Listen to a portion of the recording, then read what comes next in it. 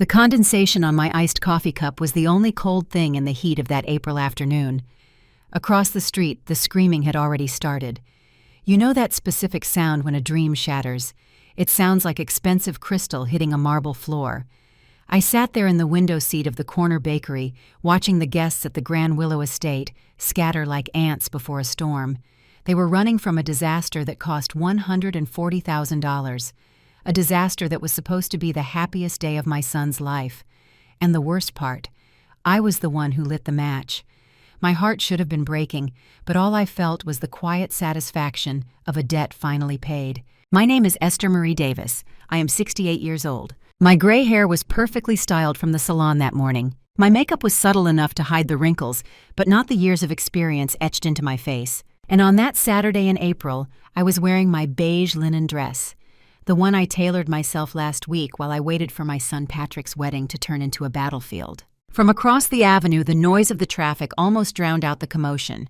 But I saw everything. Every desperate gesture of the waiters running from side to side. The improvised arrangements on the tables. Simple daisies where imported orchids should have been. The 2-tier sheet cake on the main table when the groom had promised 4 tiers of handcrafted sugar flowers. And then it happened. The bride's father, Mr. Harrington, a well-known businessman in the city, wearing a charcoal gray suit. Impeccable. He climbed onto the small stage where the band should have been playing. He ripped the microphone off the stand, and his voice echoed through the ballroom with the force of thunder. Where are the $8,000 flowers? Where is the cake that was promised? You know that silence that cuts through the air like glass? It was exactly like that. I saw heads turning through the large glass windows. I saw Patrick, my Patrick, in his navy blue suit and silver tie turning as pale as wax. I saw Tiffany, the bride, in her white lace dress that cost $18,000. I knew exactly how much it cost. She covered her mouth with her hand. "You said your mother paid for everything." Mr. Harrington's voice was hoarse with indignation. "You promised a dignified wedding for my daughter." And there, from the other side of the street, sipping my lukewarm latte, I knew exactly where every penny was. If you want to understand how a mother reaches the point of watching her own son's wedding collapse from a cafe across the street, then stay with me. Because this story will show just how far a person can be pushed before they finally push back. I left a $10 bill on the table and stood up. My legs were steadier than I expected. I crossed the street slowly, every step calculated, listening to the chaos rising inside the hall. And a single question hammered in my head. Will he finally understand? But before I walk into that hall and face it all, I need to tell you how we got here. And believe me, what you are about to hear is much worse than you imagine. 3 months before that Saturday in April, I was just Esther Marie, a 68-year-old widow living alone in a single-story house in Oak Creek, with a front garden full of begonias that I watered myself every morning at 6 o'clock. The house was not big. 2 bedrooms, living room, kitchen, and a backyard where the apple tree my late husband Arthur planted in 1983 still grew. But it was mine, paid off, every brick laid with sweat and installments that were sometimes late but never unpaid. You know that smell of an old house, polished wood, coconut soap, fresh coffee brewing in the cloth filter. That was the perfume that welcomed anyone who crossed my door. And in the center of the living room, hanging on the light yellow plaster wall, was my greatest treasure. A genuine mahogany wall clock with a golden pendulum that swung from side to side, making a tick-tock sound since my father bought it in 1956. That clock had crossed generations. It had marked the time when I was born, when I got married, when Arthur passed away from a heart attack, leaving me a widow at 61. And it remained there, firm, reminding me that time passes, but some things remain. My routine was simple. I woke up early, made my black coffee with 2 spoons of sugar, ate biscuits with butter while listening to the news on the small radio in the kitchen. Tuesdays and Thursdays, I went to the quilting circle at Mrs. Higgins' house 3 blocks down. Sundays, Mass at 10 at St. Joseph's Church, and every Monday without fail lunch with Patrick. Patrick, my only son, 32 years old, manager of a hardware store downtown. Brown hair always well cut, eyes just like his father's, that honey tone that changes with the light. He was my joy, my reason to get up and keep going even after Arthur was gone. I had raised that boy alone after he turned 12 when his father died. I worked as a freelance seamstress for 30 years, mending clothes, making adjustments, creating party dresses for the girls in the neighborhood. My fingers became calloused from pushing the needle. My back ached from nights hunched over the 1952 Singer machine. that heavy black one that sits in the corner of my room today like a sculpture of memories. Every penny that was left over I saved. Not in banks. No, I did not trust those modern things much. I had a savings account that Arthur opened when we got married, and I fed it little by little. $50 here, $100 there. When Arthur passed away, his life insurance landed in the account. $80,000 that I swore never to touch unless it was an emergency. With my work over the years, plus that reserve, I had accumulated $127,000. It was not a fortune, no, but it was my security, my dignity. The certainty that if one day I got sick, if I needed expensive medicine or an urgent renovation on the house, I would not depend on anyone. Patrick knew I had money saved, but he never asked how much. He never showed interest. At least not until he met Tiffany. Our relationship was always quiet. He came to see me, brought fresh biscuits on Sunday morning, sat at the kitchen table and ate my pot roast while telling me about work. I listened, laughed, made fresh coffee. We were a team, mother and son against the world, as it had always been since it was just the two of us. I did not live in bitter solitude. No, I had my friends from the quilting circle. Connie, Irene, Valerie. I had my cousin Lucy who called every Saturday from Tennessee just to gossip about the soaps. I had my faith, my routine, my independence, but deep down, way deep down, where no one saw, there was that quiet fear that every mother of an only child knows. The fear of being truly alone. The fear that one day he will grow up so much that he won't need me anymore. The fear of being forgotten. I never imagined that fear would turn into a prophecy. Back then, 3 months before the wedding exploded, I was still naive. I still believed that a son's love was unconditional. That family was sacred. That I had built something solid with Patrick, something that nothing and no one could destroy. But you know when you think you know the whole story and suddenly realize you were reading only the first few pages? That was what happened when Patrick rang my doorbell on a Tuesday afternoon. Totally unexpected. He was accompanied, and the girl beside him smiled in a way that made the hair on the back of my neck stand up. I just didn't know that smile was the beginning of the biggest betrayal of my life. It was a Tuesday in January, one of those days where the heat sticks to your skin and even the fan seems to give up working. I was in the kitchen seasoning chicken for lunch when I heard the bell. Twice. Fast. Patrick had the key. He never rang the bell. I wiped my hands on my floral apron and went to answer. And there he was, my son, with that wide smile I hadn't seen in ages. Beside him, a young girl with long straight hair dyed a honey black that shone in the afternoon sun. She wore a white blouse with thin straps, light jeans, high heels. Huge dark sunglasses covered half her face. Mom, I want to introduce you to someone very special. Patrick's voice had that animated tone, almost childish. This is Tiffany. Tiffany took off her glasses, slowly revealing well-defined brown eyes, perfect false eyelashes. Her smile was white, studied, the type you see in toothpaste commercials. She extended a hand with long nails painted cherry red. Nice to meet you, Mrs. Davis. Patrick talks so much about you. Her voice was sweet, high-pitched, full of enthusiasm. I am so happy to finally meet my dear mother-in-law. Mother-in-law. She was already calling me mother-in-law, and I didn't even know of her existence until 30 seconds ago. But I smiled. I squeezed that soft hand without calluses, with nails that had never washed a dish. Pleasure to meet you, honey. Come in, come in. I'm making lunch. There's food for everyone. They entered and something shifted in the air of my living room. Tiffany walked slowly, looking at everything with an attention that made me uncomfortable. Her eyes roamed the walls, the furniture, the 3-seater sofa with the crochet cover Mrs. Higgins made. They stopped on the mahogany clock. Wow, what a beautiful clock. She approached and touched the varnished wood lightly. Must be an antique, right? This here is worth a fortune. It is a family heirloom. I replied, feeling something strange in my chest. My father bought it when I was a girl. What a precious thing. She continued looking, and I swear I saw her calculating something mentally. You have very good taste, mother-in-law. These old things are super trendy right now. I made lemonade while they settled in. Patrick was radiant. He couldn't take his eyes off Tiffany. And she played her part well. She praised the house, praised the smell of the food, asked to see baby photos of Patrick. She laughed at the right moments, touched my arm when I told funny stories. You are a seamstress, right? Patrick told me. She flashed that rehearsed smile again. I love handmade work. Do you still sew? Ah, I am retired from that.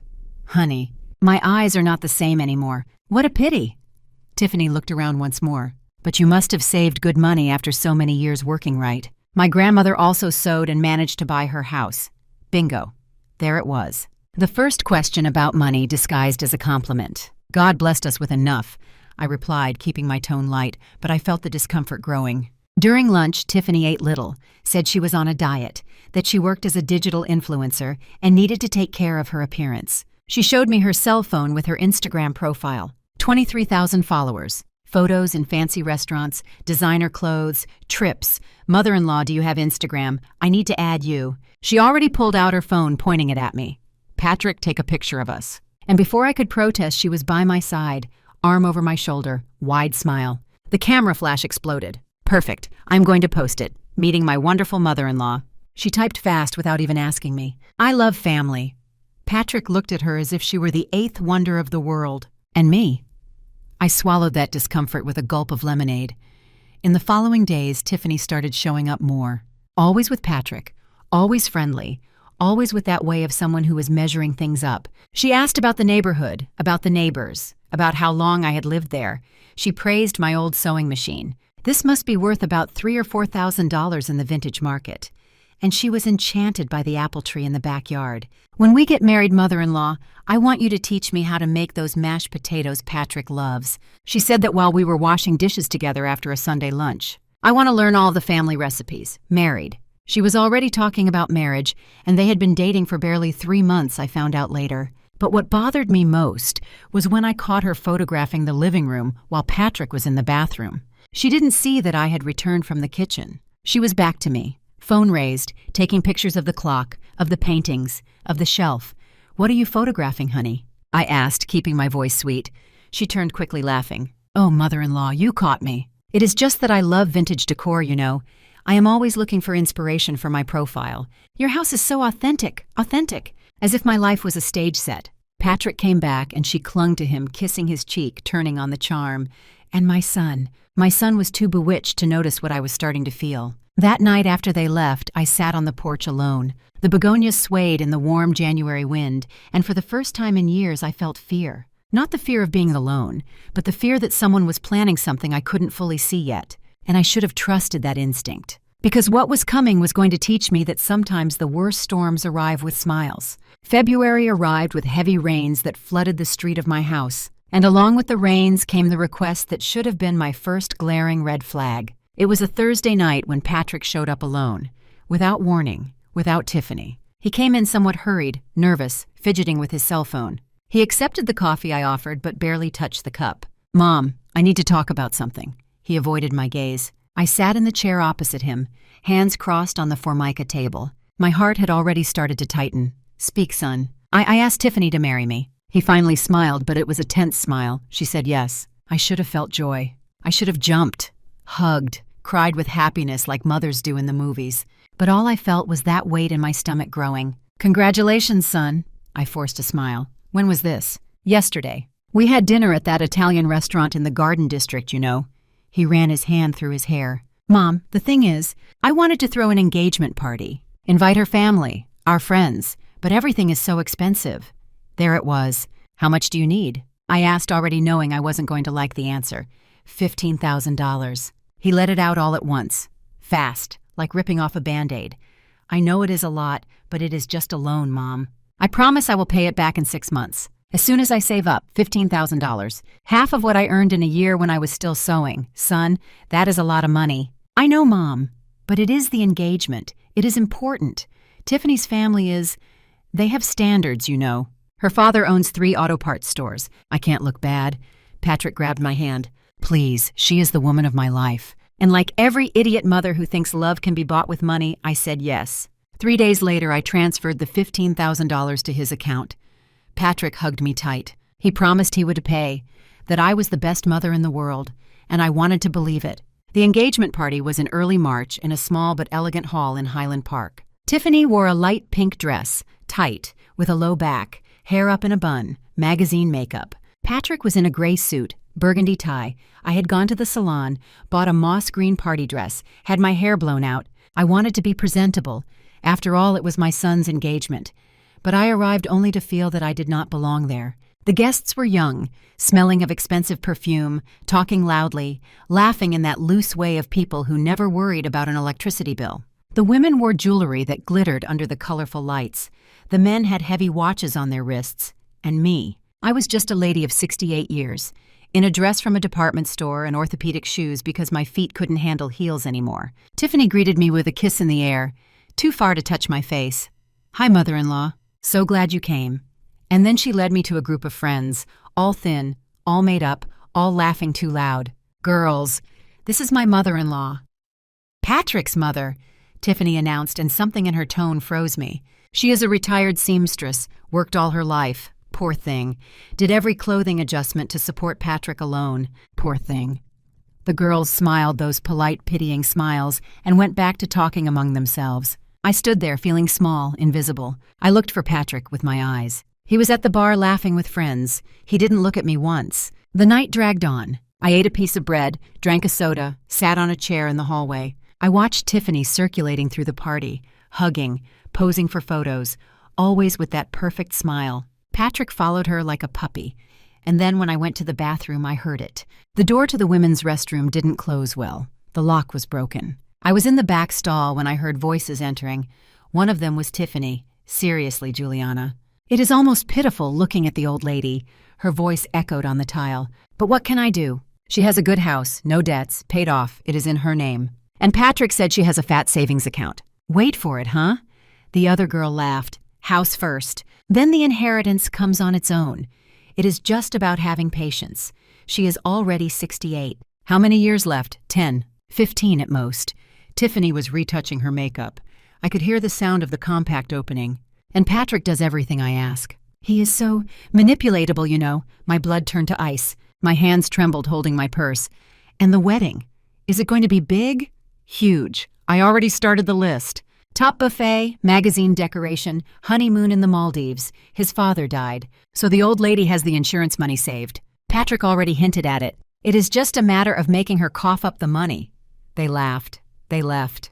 And I stayed there, sitting on that cramped toilet with my breath held, feeling the world collapse. But do you know what the worst part was? It wasn't Tiffany's words. It was knowing that Patrick had told her about my money. He had handed my life to that woman as if it were currency. I waited 5 minutes. I breathed deep. I splashed water on my face, dried it with rough paper towels. When I looked in the mirror, I saw an old woman, tired, used, and something inside me began to break. I left the party without saying goodbye.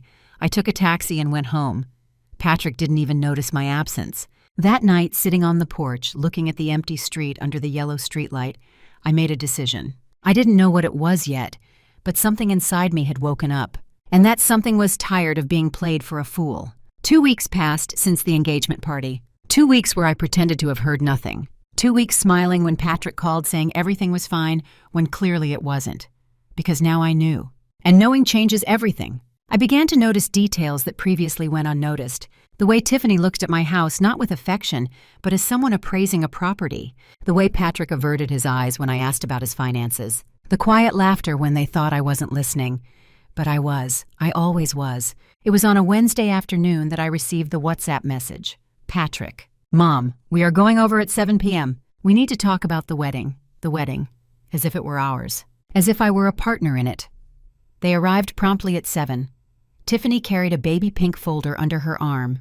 One of those with a zipper full of papers. She wore black tailored pants and a white silk blouse. Nude pumps, hair loose, expensive perfume that took over my small living room. "Hi, Mom." She kissed my cheek. This time she touched it, but it was fast, mechanical. We brought a surprise. We sat at the kitchen table. Patrick was restless, fidgeting with his phone. Tiffany opened the folder with that wide smile I had learned to fear. "So, dear mother-in-law." She placed a printed, colorful spreadsheet with company logos on the table. We did a complete wedding plan. "We wanted to show you first because, well, family is important at this moment, right? Family. What a beautiful word to disguise interest." She turned the spreadsheet towards me. My eyes scanned the list. Deluxe buffet. 200 guests. $45,000. Floral decoration. Golden Petals Atelier. $22,000. Wedding dress. Imported. $18,000. Groom suit. Outfits for 4 groomsmen. $8,500. Flowers for ceremony and reception. $8,000. Scenographic cake. 4 layers. $4,500. Personalized invitations. $3,000. Photographer, professional video, $12,000. Live music, band plus DJ, $15,000. Honeymoon, the Maldives, 7 days, $26,000. My eyes stopped at the total highlighted in red at the bottom of the page. $142,000. The silence in the kitchen was so heavy, I could hear the tick-tock of the clock in the living room. That same mahogany clock that had witnessed my whole life. Yes, it is a lot of money, I managed to say, voice controlled. But it is your son's wedding mother-in-law. Tiffany leaned forward, hands on mine, her red nails squeezed lightly. Once in a lifetime, we deserve to start well, don't we? With a beautiful party. Unforgettable memories. Patrick finally spoke. Mom, we know you have some savings. I know Dad left insurance. I know you worked a lot. He couldn't look me in the eye. It is just a loan. We will pay it back little by little. Loan. As if $15,000 hadn't already been a loan. As if I didn't know that money would never return. Son, that is almost everything I have. Tiffany let go of my hands quickly as if she had touched something hot. Her expression changed. The smile vanished. Her eyes went cold, hard. Do you have it or not, mother-in-law? Because I need to close with these vendors this week. They are already holding the dates. If we don't confirm, Tiffany. Patrick touched her arm, but without firmness, without real defense. No, Patrick, let's be direct. She crossed her arms. Mrs. Davis, you live alone in a paid-off house in a valued neighborhood. You worked 40 years. Retirement, savings, life insurance from your late husband. Patrick told me. You don't need to pretend you don't have the means. I felt something break inside my chest. It wasn't my heart. It was the last illusion I had of my son. He had told everything, every detail of my financial life. He had sold me out. I need to think. My voice came out weak. Think. Tiffany gave a short laugh without humor. Mother-in-law, with all due respect. But what is there to think about? It is your only son's wedding. How do you want him to get married? In a trashy hall with bar snacks. Tiffany. This time Patrick reprimanded her, but she ignored him. I am being realistic, love. We can't depend only on my father. He is already going to pay for the extra honeymoon perks we want. The car for us to leave in. Your mother needs to participate too. Participate. As if family were a business partnership. I got up from the chair slowly. My legs felt like jelly, but I stood upright. I'm going to think. Now, if you will excuse me, I am tired. Patrick stood up embarrassed. Mom. Good night, son. Tiffany closed the folder with force, making noise. She grabbed her purse with a sharp movement. Fine. We will come back another day when you have decided. But don't take too long, okay, mother-in-law? Time is money. They left. I heard the car starting. The sound of the engine fading down the street. And then, only then, did I get up from the chair. $142,000. It was more than I had. It was everything I had, plus the $15,000 I had already given, plus the debts I would have to incur. But it wasn't the money that hurt. It was realizing that to them I was just a source, a safe, an inconvenient old woman who should hand everything over and disappear. That night I couldn't sleep. I stared at the ceiling of my room, listening to the neighborhood dogs barking outside. And for the first time in 68 years, I felt something I had never felt before. Rage. Pure rage. Cold. Calculated. And along with that rage, a plan was born. And Sunday, the day that was always sacred between me and Patrick. Lunch at my house. The way we did it since he was a boy. That ritual had survived everything. His father's death. The girlfriends that came and went. The difficult years. But that Sunday in March would be different. I had woken up early, made my fluffy rice, prepared the pot roast Patrick loved, the mashed potatoes with bacon, the special salad. The table was set with the lace tablecloth I use only on special occasions, the white porcelain plates I got for my wedding. Noon on the dot, the doorbell rang. I opened the door, and there they were, Patrick in denim shorts and a polo shirt, and Tiffany. Tiffany was different. She entered without waiting for an invitation, face sour, flat sandals slapping hard on the floor. She didn't say good morning, just a dry hello in the air. She went straight to the living room and threw herself on the sofa as if she were in her own home. Mom. Sorry. She is stressed with the wedding preparations, Patrick whispered, but not low enough. I can hear you, Patrick. Tiffany shouted from the living room. Yes, I am stressed, because we have a wedding to plan and your mother is dragging her feet. I swallowed hard. I went to the kitchen to get the sugar jar, hands shaking. When I came back, Tiffany was standing looking around with an expression I had never seen. Disgust. It was actual disgust. Guys, what smell is that? She wrinkled her nose. It smells like, I don't know, old stuff in here. Tiffany. Patrick tried to calm her down, but without conviction. No, seriously. This house needs an urgent renovation, mother-in-law. She ran her finger along the shelf as if looking for dust. When was the last time you painted these walls? 1990. I felt my face heat up. The house is clean. Clean. Yes. She gave that laugh of contempt. But ancient right. Everything here is so tacky. Tacky. My entire life summarized in one word. I called for lunch, served the food on the table, but Tiffany barely touched the plate. She poked the pot roast with her fork, made a face at the mashed potatoes. This has too much oil, mother-in-law. I don't eat fried food. She pushed the plate away. Isn't there a salad? Something more healthy. There is salad there. I pointed to the bowl. Potato salad is not salad. She sighed dramatically. Forget it, I am not hungry. Patrick ate in silence, eyes on his plate. He said nothing. He didn't defend me. After lunch, while I was washing the dishes, I heard her voice coming from the living room. Loud. Deliberate, Patrick. Seriously, has your mother still not decided about the money? When are we going to get married? Next year. After 10 years. I turned off the faucet. I stood still, hands submerged in the detergent foam. She is going to decide, love. Relax. Relax. Mr. Harrington already asked me 3 times about the details. He wants to know what the groom's family is going to contribute. You are embarrassing me. I breathed deep, dried my hands, went back to the living room, and that was when it happened.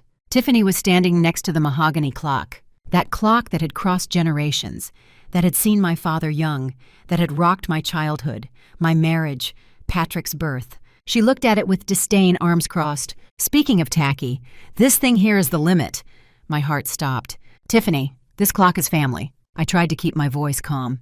Yes, because it should be in a museum. She giggled. Seriously, mother-in-law, when we get married, you really should renovate this house.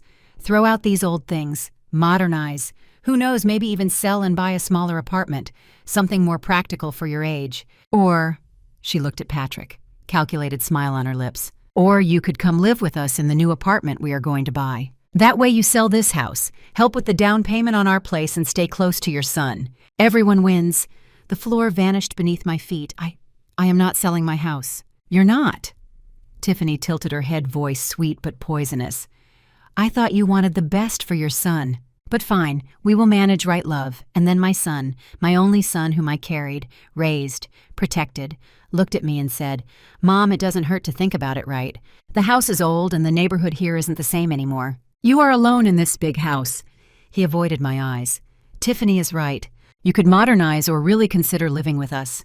Something inside me didn't break. It exploded. It wasn't just the words. It was the tone, the coldness, the way he agreed with every humiliation that woman threw in my face. How he looked at my father's clock, his father's clock, and saw only something dirty, something disposable. Get out! My voice came out low, but firm.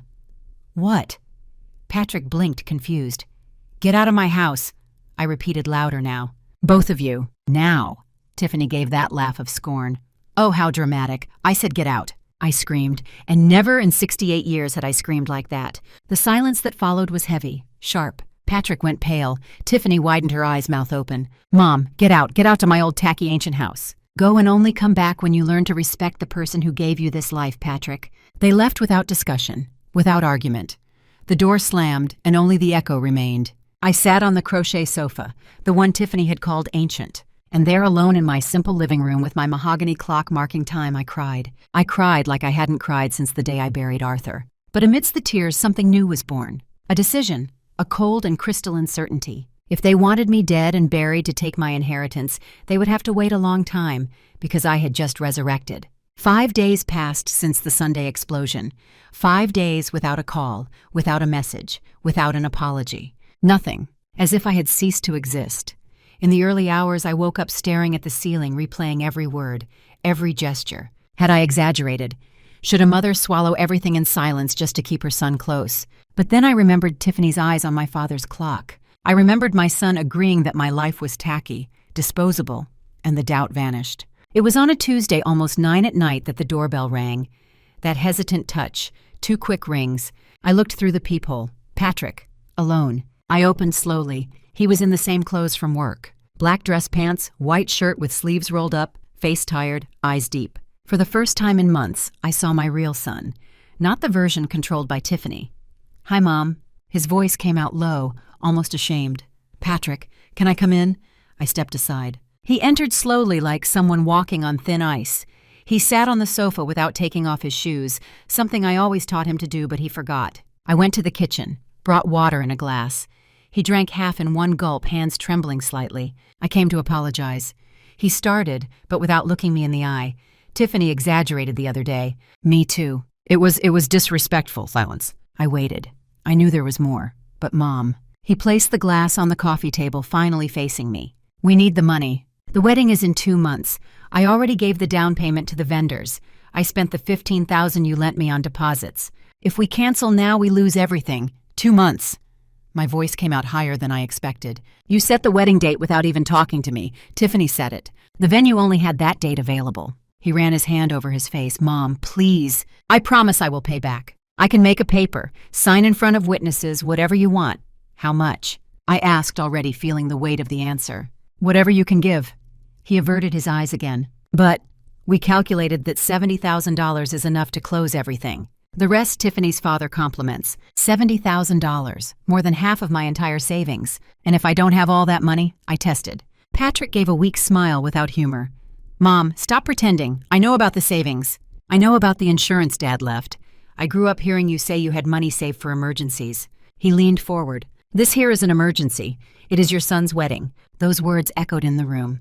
Your son's wedding. As if it were a debt I owed him. As if having raised, fed, clothed, educated him alone wasn't enough. Patrick, my voice trembled. Can you see what you are asking? It is almost everything I have. $70,000. If I get sick, if I need something, you won't need it. You are healthy. He cut in impatient. And when I start earning better, I will pay back. Word of honor. Word of honor. From a son who 5 days ago had agreed that my house was garbage. Okay, I said, tired. I will think.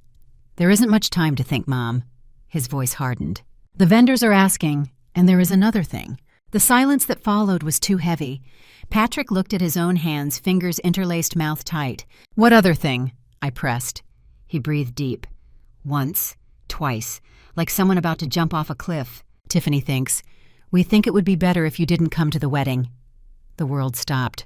The clock on the wall continued its tick-tock. Outside, a car passed honking. The fridge in the kitchen hummed with that low rumble as always. But for me, everything had frozen. Repeat that. My voice came out hoarse.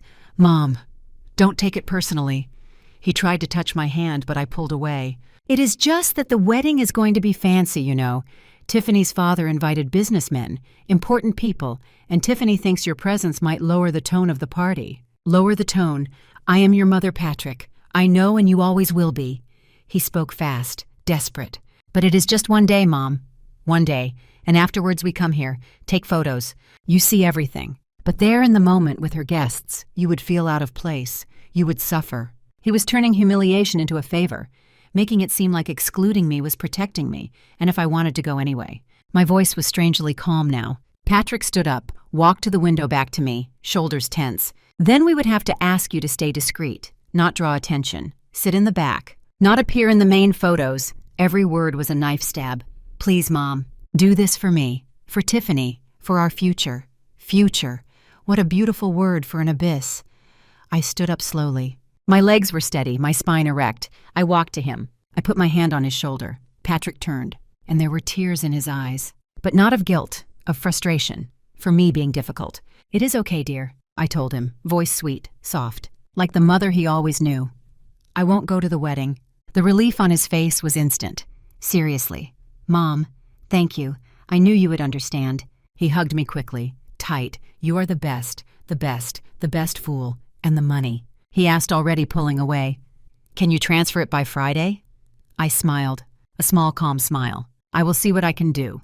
He left there radiant, as if he had negotiated an excellent deal. He didn't notice I hadn't promised anything. He didn't notice my smile didn't reach my eyes. The door closed. I heard the car starting, fading down the street. And then for the first time in 5 days, I didn't cry. I went to the mirror in the living room, the small one with the dark wood frame. I looked at my reflection. Gray hair, wrinkles around the eyes, thin mouth, a lady of 68 years who had just been excluded from her own son's life. But in that reflection, I saw something different. I saw a woman who had been pushed to the limit, a woman who had suffered, swallowed, accepted, until she couldn't take it anymore. And in that moment, with the silent house and the clock marking 9:15 p.m., I made a decision. If Patrick wanted me invisible, I would be, but not in the way he expected. Because there are ways and ways to disappear, and some of them leave marks that never fade. I didn't sleep that night. I was on the porch until the sun came up, watching the street wake up slowly. The baker opening the corner shop, the 6 o'clock bus passing, the dogs barking at the birds. But my head was far from there. I was calculating, planning, thinking of every move as if it were a chess match. And for the first time in 68 years, I wasn't the pawn anymore. I was going to be the queen. At 8 in the morning, I took a shower dressed in my navy blue dress pants and a white long-sleeved blouse. I put on light pink lipstick, the one I use only for important occasions. Put my hair in a low bun. I looked in the mirror and saw a woman with a purpose. At 9 sharp, I was at the door of Mr. Moore's office, the lawyer located there on Main Street. A gentleman of about 50, bald, glasses, who had done the inventory when Arthur died. Mrs. Davis. What a surprise! He received me with a firm handshake. Come in, coffee, I accept. I sat in the leather chair in front of his desk full of papers and piled files. The coffee came in a small porcelain cup, strong bitter the way I needed it. Doctor, I need some guidance. I went straight to the point. If I make contracts in my name, say for services for an event, those contracts are mine, correct? Can I cancel whenever I want? He adjusted his glasses, curious. Depends on the clauses, but in general, yes. If it is in your name, you are the contractor. You can cancel, but you will probably lose the deposit values. Why? I smiled. Just a question. I spent 40 minutes there. I asked about donation while alive, about wills, about property rights. I noted everything in a small notebook I carried in my purse. Mr. Moore didn't ask too many questions. Good lawyers know when they shouldn't.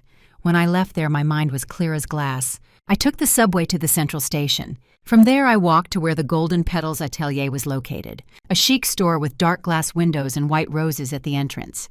I entered. A black girl in high heels received me with a professional smile. Good morning. Can I help? Good morning, dear. My son is getting married and I would like to hire flowers. I took out of my purse the spreadsheet Tiffany had left at my house. Yes, I had kept it. Are you the Golden Petals Atelier? We are. And who is the groom? Patrick Davis. The bride is Tiffany Harrington. Her eyes lit up. Ah, yes. Tiffany already came here.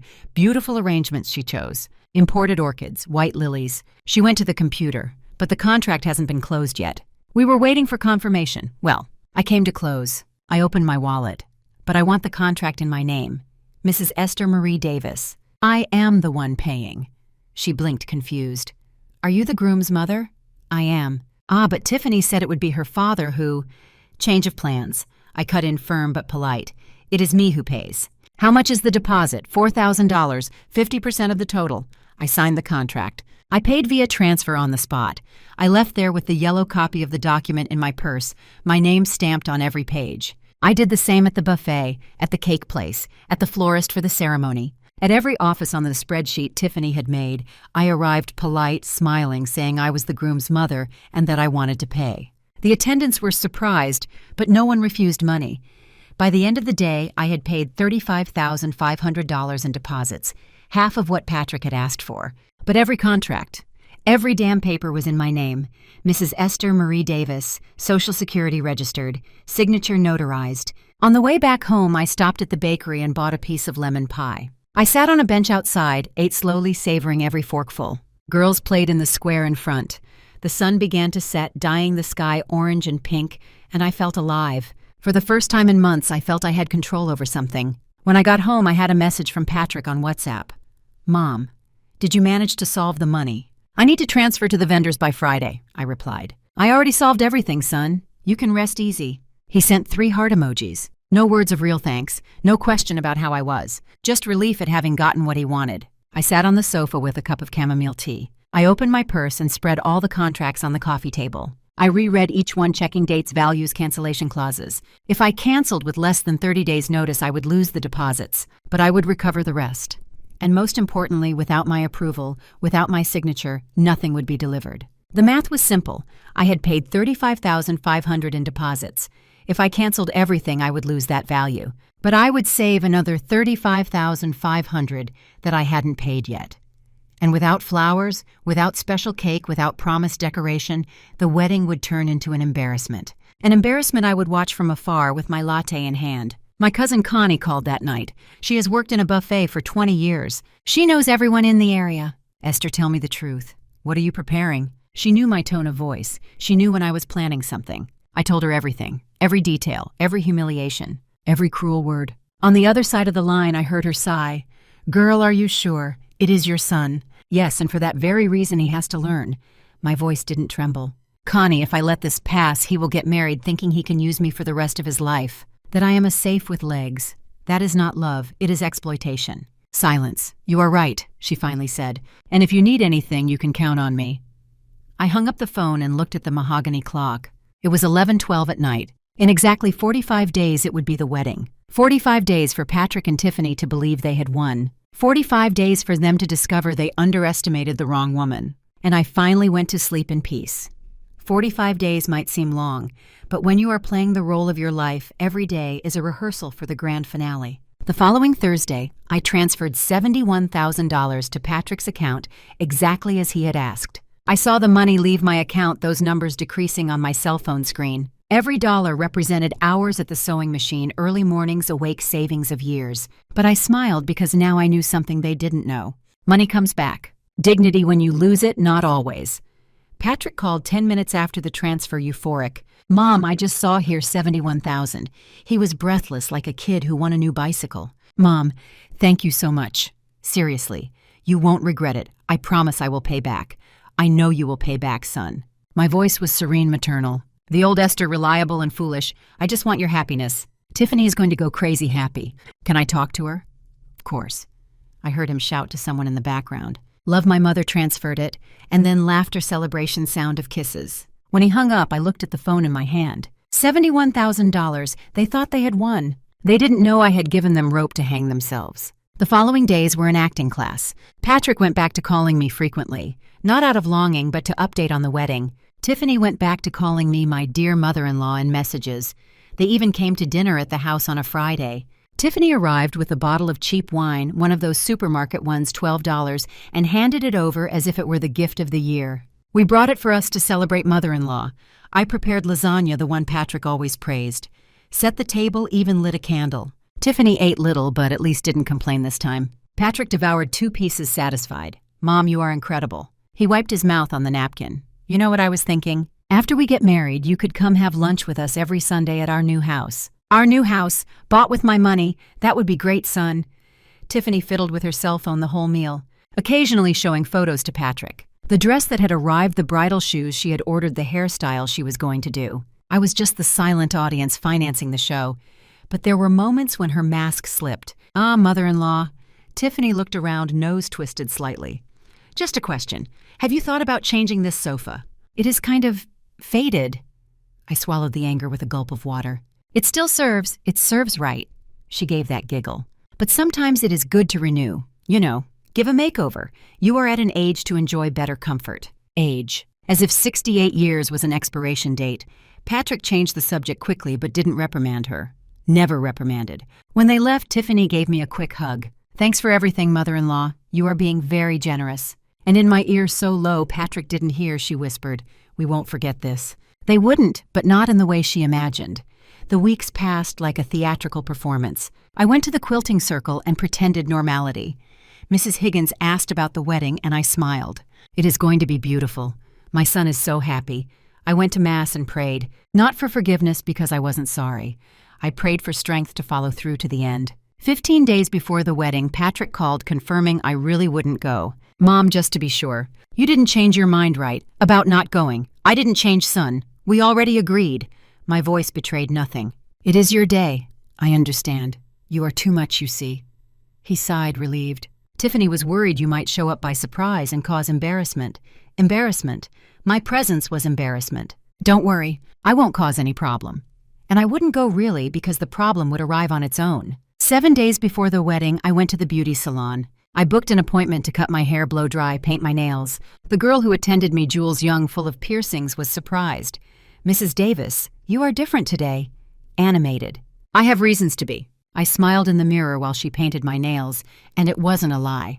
I bought a new dress, nothing extravagant. A model in pearl-colored linen, discreet, elegant. I matched it with low, comfortable shoes, a small leather purse. I looked at myself in the store mirror and saw a dignified lady, well-dressed, ready for what was coming. 2 days before the wedding, Patrick called me for the last time. Mom, tomorrow I will be busy with the last preparations, and Saturday is the big day. He was euphoric. But afterwards we will see each other okay. I will bring the photos for you to see. Fine, son. Enjoy every minute I am enjoying. Mom, I love you. Thanks for everything. 3 words. After 68 years, 3 words that should have warmed my heart. But I knew everything there meant only one thing: money. I love you too, Patrick, and I did love. I loved enough to do what I was about to do. On the afternoon of the wedding Friday, I called every office, one by one, my voice firm, polite professional. Good morning, this is Esther Marie Davis. I have a contract with you for the wedding on the 27th. I want to cancel. Every attendant reacted with surprise. But ma'am, it is a day away. You will lose the deposit. I know. You can cancel anyway. Flowers canceled. Special cake canceled. Extra decoration canceled. Everything that was in my name, everything that had the power to undo, undone. I lost $35,500, but I saved another $35,500. And most importantly, I saved my dignity. When I hung up the last phone call, my hands were shaking. Not from fear, from pure adrenaline. That night I slept like I hadn't slept in months. Deeply, without nightmares, without guilt. Because tomorrow, finally, the truth would come to light, and I had a front row seat to watch. Saturday, April 27th. The day dawned cloudy with that smell of rain in the air that never quite falls. I woke up at 6 in the morning, even without an alarm clock. The body knew it was a different day. I took a long shower, letting the hot water relax every tense muscle. I looked at myself in the steamed mirror. A woman of 68 years who was about to do something she never imagined doing. But there was no doubt in my eyes, only determination. I put on the new pearl-colored linen dress, put on the comfortable low shoes, applied a soft pink lipstick, mascara on white lashes, a touch of blush on the cheeks. I pinned my hair in an elegant bun, leaving a few loose strands framing my face. When I finished, I looked at myself in the full-length mirror in the bedroom. And for the first time in months, I liked what I saw. It wasn't the old seamstress Tiffany described with disdain. It was a dignified lady, well-dressed, ready. I took my leather purse, the same one I carried for special occasions, and put inside. Wallet, cell phone, paper tissues, and a thin plastic folder with all the canceled contracts. Evidence in case needed. The wedding would start at 3 in the afternoon at the Grand Willow Estate, a banquet hall on Main Street. I left home at 12:30. Took an Uber. The driver, a nice gentleman, tried to make conversation. Going to a party, ma'am? I am. I smiled in the rearview mirror. A very special party. I arrived at Main Street at 1:15. The banquet hall had a glass facade, a garden at the entrance with water fountains. Elegant, expensive, the type Tiffany would make a point of showing on social media. But I didn't enter. I crossed the street and went to the small cafe on the other side, the corner bakery, with tables on the sidewalk and a glass window that gave a perfect view of the hall. I sat at the table closest to the window, ordered coffee with milk and a biscuit. The waitress, young girl, piercing in her nose, brought it on an aluminum tray. "Will you be staying around here, ma'am?" she asked, curious. "I will. There is an engagement over there in front." I pointed to the hall, but it isn't time yet. She shrugged and went to serve other customers. 3 p.m. The first guests started arriving. Imported cars, women in high heels and party dresses, men in suits. I saw Tiffany's father, Mr. Harrington, arriving in a shiny black Mercedes. Suit impeccable, charcoal gray hair combed back. Posture of someone who always had money and makes a point that everyone knows it. 3:30, more guests. Loud laughter, effusive hugs. It was the type of party I really wouldn't belong to. Not because I was poor, but because those people measured value in clothing labels and car brands. 3:45, I saw Patrick arriving, my son. Impeccable navy blue suit, silver tie hair with gel, nervous smile. He went out to greet the guests at the entrance, shaking hands, receiving pats on the back. For a second, just one, my heart tightened. It was my boy there. The same one I rocked when he had baby colic. The same one I took to the first day of school holding my hand tightly. The same one who cried on my neck when my father died. But then I remembered the sentence, "It would be better if you didn't go to the wedding." And the tightness passed. 4 o'clock. The ceremony began. Even there through the window I saw the movement inside. I saw Patrick going up to the improvised altar. I saw the groomsmen and bridesmaids positioning themselves. And then I saw Tiffany. She came down an internal decorated staircase, the white lace dress that cost $18,000 shining under the lights, long veil bouquet of white roses in hand. Beautiful, I had to admit. Cruel, manipulative gold digger, but beautiful. The ceremony was quick. The justice of the peace spoke, they exchanged rings, kissed. Applause echoed even with the doors closed. And then the reception began. I took another sip of my coffee, now lukewarm, ate the last piece of biscuit, and waited. 4:20. I saw the first signs of trouble. Waiters running from one side to the other, confused expressions. The decorator, a tall woman in a black dress, gesturing nervously, talking on her cell phone. A hall employee talking to Patrick, who was pale. 4:30. The confusion increased. I saw when they brought the arrangements for the tables. Simple daisies, the kind from a neighborhood flower shop. None of the imported orchids, none of the white lilies. The tables were with flowers you buy for $30 a bouquet. I saw when they brought the cake. 2 simple layers, basic white frosting. None of the 4-tier scenographic cake with sugar flowers Tiffany had chosen. I saw Tiffany still in her wedding dress, almost running to the kitchen. I saw her come back with a red face, gesturing clearly, screaming at someone. And then I saw Mr. Harrington. He was talking to a group of guests when he noticed the flowers, frowned, looked around, went to the cake table. His expression changed completely. Confusion, then indignation, then pure rage. He marched to where Patrick was, grabbed his arm, took him aside. Even without hearing, I saw the heated discussion. I saw Patrick trying to explain, hands raised in defense. I saw Mr. Harrington getting redder, and then it happened. Mr. Harrington climbed onto the small stage where the band should have been playing. He ripped the microphone off the stand with such force the wire stretched, and his voice, grave, authoritative, furious, echoed through the whole hall. "Where are the $8,000 flowers?" The whole hall went silent. 200 people turned to him. "Where is the promised cake? Where is the decoration my daughter chose?" Tiffany was frozen in the middle of the hall, hands on her face. "You said your mother paid for everything." Mr. Harrington pointed at Patrick. "You promised a dignified wedding for my daughter. What is this? A backyard party?" From the other side of the street at my cafe table, I watched everything. Every second, every gesture of panic, every horrified look of the guests. And you know what I felt? Peace. But the play hadn't finished yet, and I had a triumphant entrance to make. The chaos inside the hall was visible even from where I was. Guests whispered among themselves, some already grabbing their purses, clearly embarrassed. The band that should have been playing was standing in a corner, instruments packed. Waiters served cheap champagne in plastic cups, far from the premium service that had been promised. Patrick tried to calm Mr. Harrington, but the man was beside himself. I saw when he pushed my son by the chest, making him stagger back. I saw Tiffany crying, mascara running down her perfectly made-up face. It was then that my cell phone rang. "Patrick." I answered on the second ring. "Mom." His voice was desperate, broken. "Mom, where are you? I need you now." "I am close, son." My voice was calm, frighteningly calm.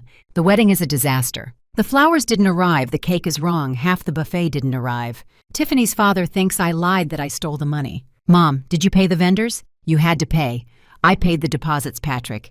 Exactly as you asked. Then why didn't they deliver?" He was almost screaming, but trying to muffle his voice. "Where is the rest? Where?" "The rest I canceled." Silence. A silence so deep I heard his breath catch on the other side of the line. "What?" The voice came out in an incredulous whisper. "I canceled everything last night. Flowers, cake, special decoration, everything that was in my name. I let every word fall slowly like drops of poison. I lost the deposits, $35,500, but I saved the rest." Mom, you can't have done that." His voice was trembling. It is my wedding, it is. And you made it very clear that I was not welcome at it." I got up from the table, left a $10 bill under the glass. "You said my presence was going to lower the tone of the party, so I thought it was best that my money didn't go either." "Mom, you almost solved it. For the love of God. Tiffany's father is going to kill me. He thinks I stole, So explain the truth to him, Patrick." I started crossing the street, firm steps.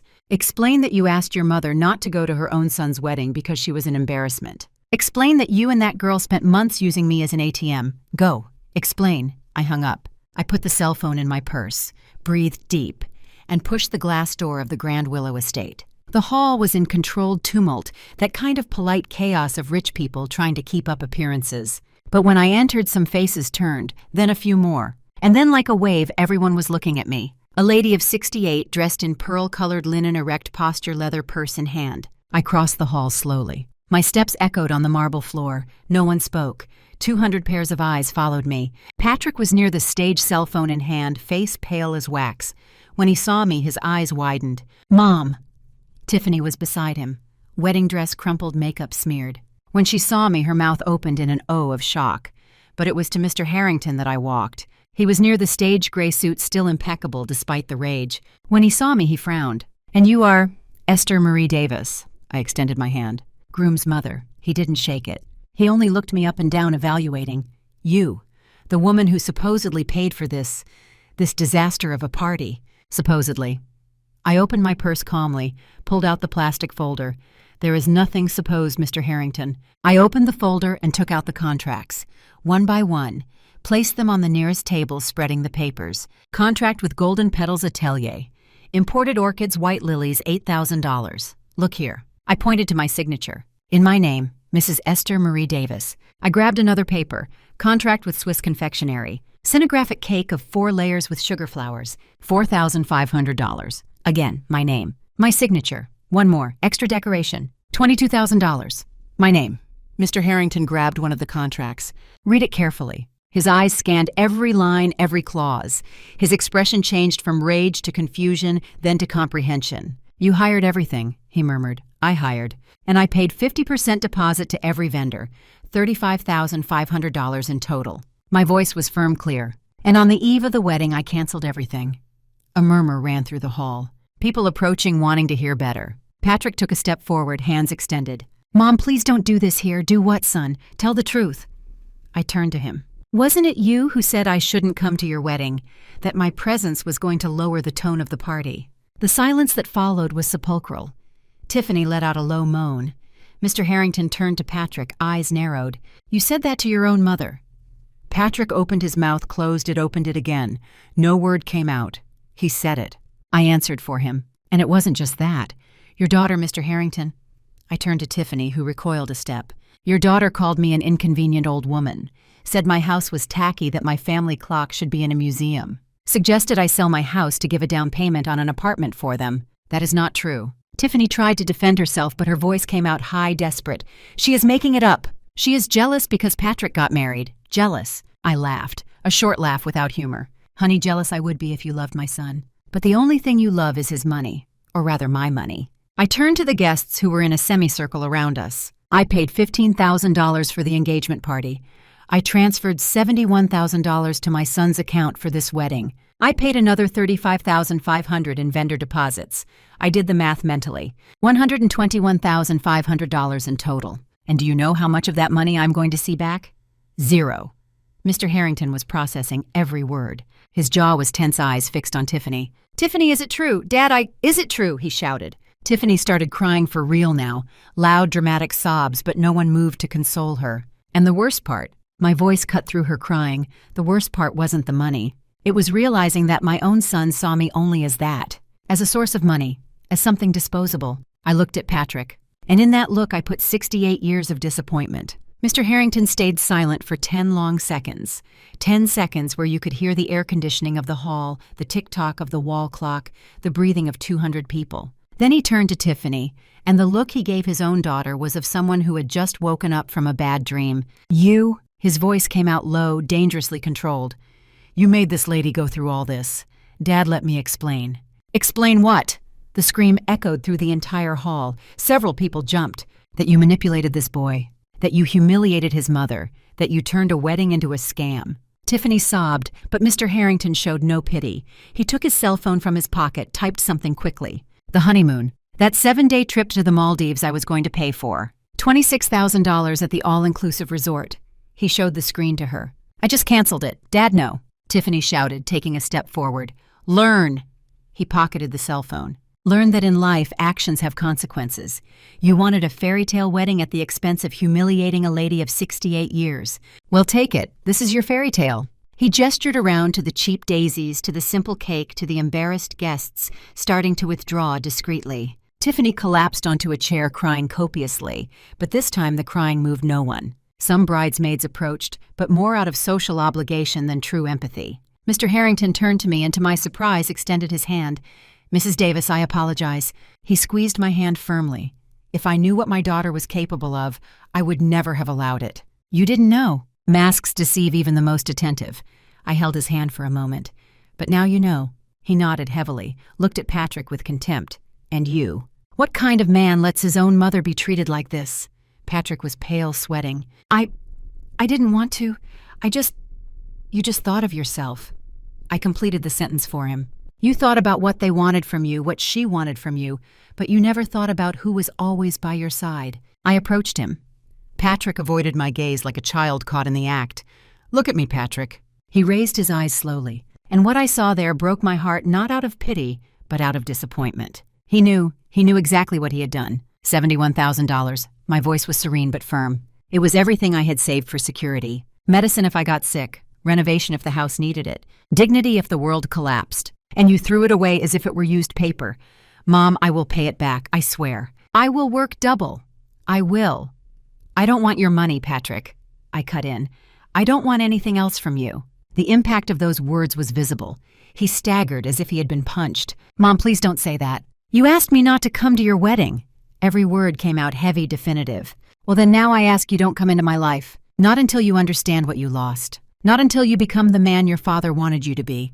I turned to leave, but Tiffany, in a last desperate attempt to control the narrative, shouted, Are you seeing this? She is crazy. A bitter old woman jealous of her own son. I stopped, turned slowly. Bitter. I repeated, almost smiling. Honey, bitterness is what you are going to feel when you realize you lost the only person who really cared about your fiancé. Jealousy is what you are going to have when you discover that without my money, this marriage has no foundation.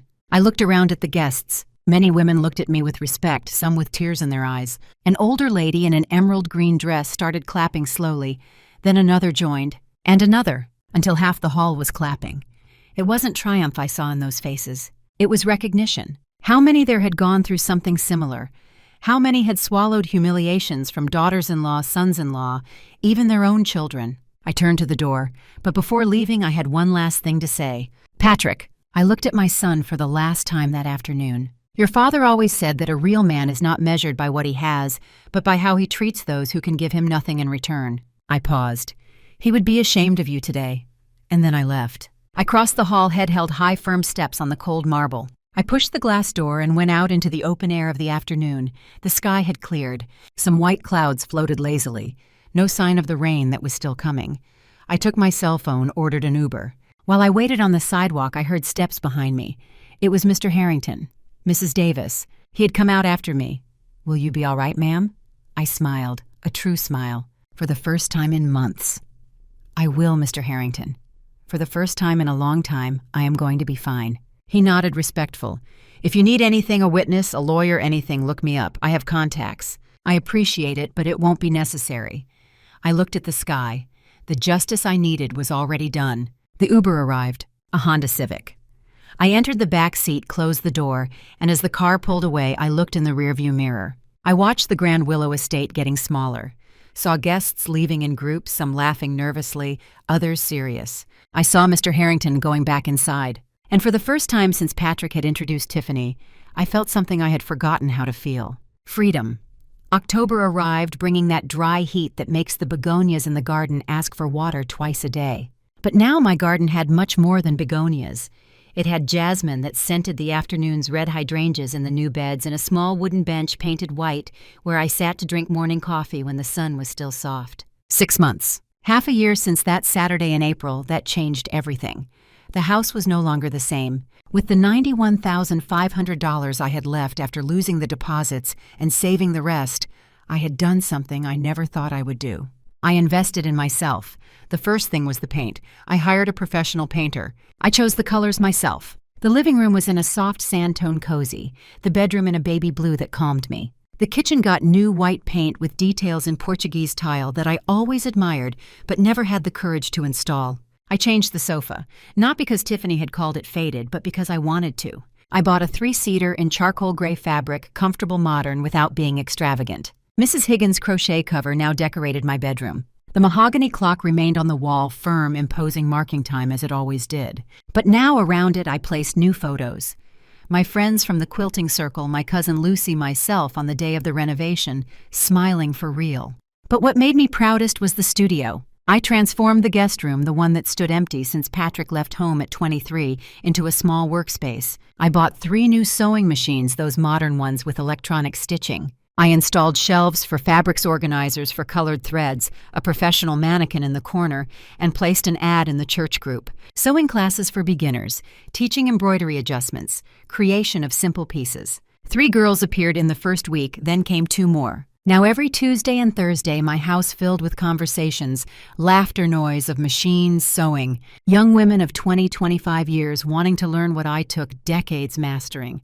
And do you know what I discovered? Teaching made me feel good, made me feel truly useful. Not as a safe, but as a teacher. as someone who had valuable knowledge to pass on.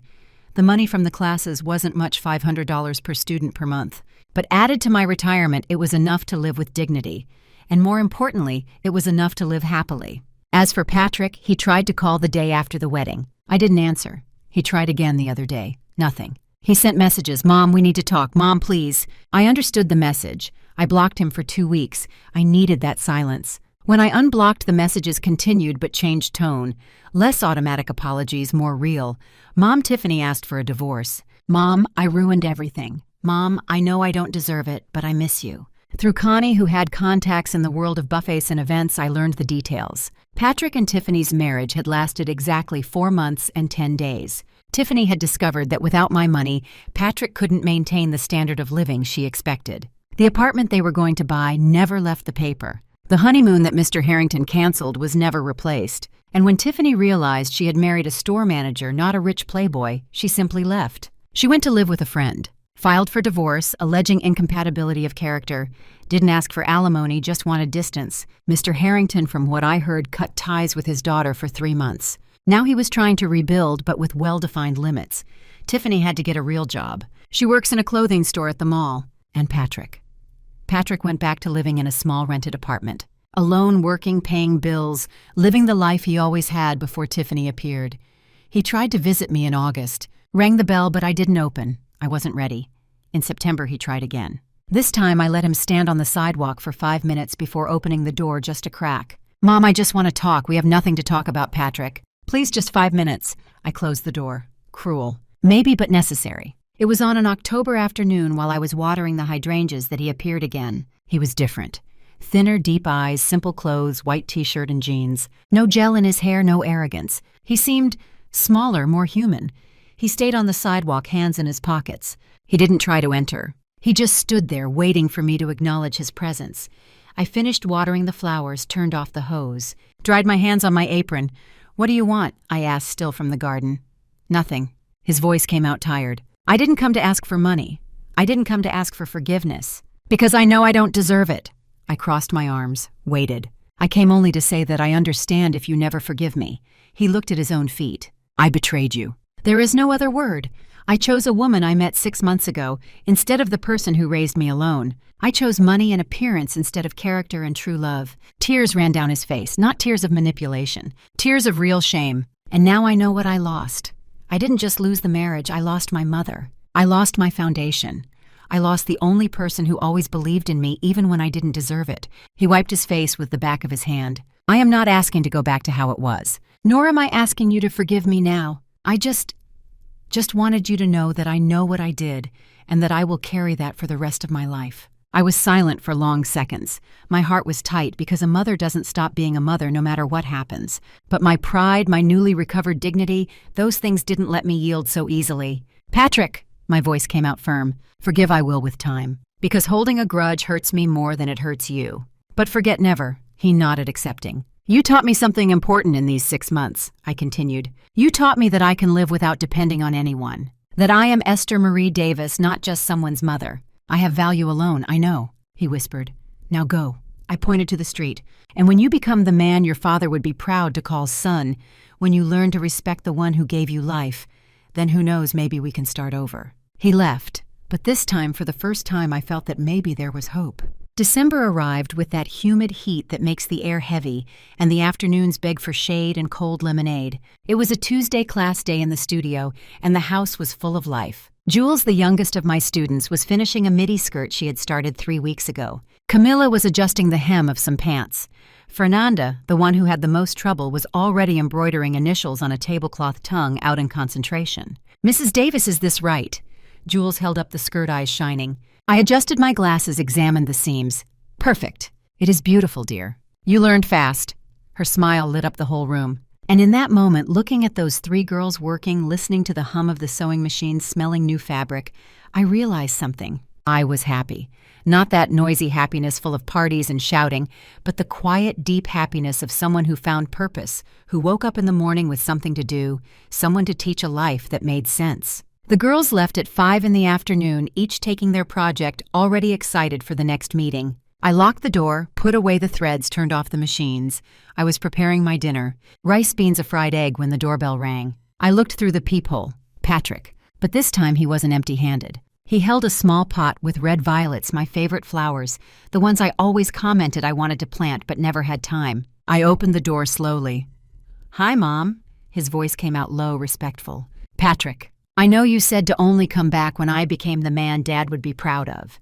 He extended the pot. "I don't know if I arrived there yet, but I am trying every day." I took the pot. The violets were beautiful, well cared for soil, moist in the right measure. "Thank you. Can I come in? Just to talk. I promise if you ask me to leave, I leave right away." I evaluated. He was in a simple t-shirt, worn jeans, old sneakers. None of the arrogance from months ago. The eyes held something different, true humility. I stepped aside. He entered slowly, like someone stepping on sacred territory. He looked around at the painted walls, at the new sofa, at the photos on the wall around the mahogany clock. "The house is beautiful, Mom." It wasn't flattery, it was genuine recognition. I invested in what matters. I pointed to the sofa. "Sit." We sat with 3 feet of distance between us. It wasn't closeness, but it wasn't total rejection either. "Mom, He breathed deep. "I started therapy, twice a week. I am learning about manipulation, about how I let Tiffany control me, about how I repeated that with you." I stayed silent, listening, and realized one thing. He looked at his own hands. "Dad always said that a real man protects who he loves, and I did the opposite. I let you get hurt. Worse, I hurt you." The tears came, but he didn't wipe them. "Let them run. I am not asking for forgiveness now. I know it will take time. Maybe years, maybe never. But I wanted you to know that," he finally looked me in the eye, "that you taught me the most important lesson of my life. You taught me that dignity is not negotiated, that respect is not bought, and that true love has no price." I felt my throat tighten, because there for the first time I saw my real son. Not a spoiled boy, not a manipulated husband, but an adult man broken learning. "Patrick." My voice came out soft but firm. "What I did at that wedding wasn't revenge. It was survival. It was choosing myself after 68 years, always choosing others. I know. And if we are going to rebuild something, it will be with new rules." I hardened the tone. "I am not your bank. I am not your employee. I am not your solution for financial problems. I am your mother. And mothers deserve respect." "I agree with everything." He nodded vigorously. "Mom, I didn't come here to ask for money. I came to ask for permission to be part of your life again, little by little." At your pace, I looked at that man, my son, my only son, and felt something change inside me. It wasn't complete forgiveness yet, but it was the opening. It was the possibility. "Good," I said finally. "You can come for dinner. Sunday noon." His eyes lit up. "Seriously? But there are conditions." I raised a finger. "You arrive on time. You help clear the table. And if one day you come to ask me for money again, the door closes. Forever. Understood. Understood." He got up, wiped his face. "Mom, thanks. Really." At the door before leaving, he turned one last time. "You were never tacky. You were always elegant. You just had people too blind to see." He left, and I stood there, pot of violets in hand, heart heavy but hopeful. Sunday came. Noon sharp, the doorbell rang. I opened, and there was Patrick, punctual, bringing fresh biscuits. We started eating at the kitchen table. Rice, beans, steak with onions. Nothing special, but tasty, made with care. We talked. About his work, about my students, about the weather. Nothing too deep. We were still getting to know each other again. After lunch, he washed the dishes without me asking, dried every plate, put it in the right place, and when he finished, he came to the living room where I was watering the violets he had brought. "Mom, can I come next Sunday?" I looked at him, and for the first time in 8 months, I smiled for real at my son. "You can." Today, sitting on the porch of my renovated house with my blooming violets in the garden and the mahogany clock marking time in the living room, I understand one thing. I discovered at 68 that love is not bought with money, respect is not begged for, and dignity. Dignity is the only inheritance that really matters. Patrick comes to lunch every Sunday now. We talk, sometimes we fight when he forgets to do something I promised. But we are rebuilding slowly, brick by brick. He is no longer the owner of my life. He is a guest. And this difference makes all the difference in the world. My savings today have $42,000 less than what I had, but enough for my security. My studio gives me joy and purpose. My friends visit me. My house is my refuge. And I am Esther Marie Davis, not just someone's mother, not the tacky old woman, not the safe with legs. It is me, whole, complete, worthy. When they ask you to disappear from your own life, sometimes it is necessary to do the opposite appear in a way they never forget. Not with screams, not with hate, but with quiet dignity that cuts more than any scream. Because in the end, the greatest revenge is not destroying who hurt you, it is rebuilding yourself. It is getting up, wiping the tears, and showing that you don't need anyone to be happy. You only need yourself. We close this heavy chapter not with bitterness, but with clarity. This story, while fictional, mirrors the silent struggles many face when love is tested by greed and boundaries are crossed. It serves as a gentle reminder that our dignity is the one thing we must never trade, no matter the price. May you carry this quiet truth with you. The most powerful stand you can take is simply to value yourself,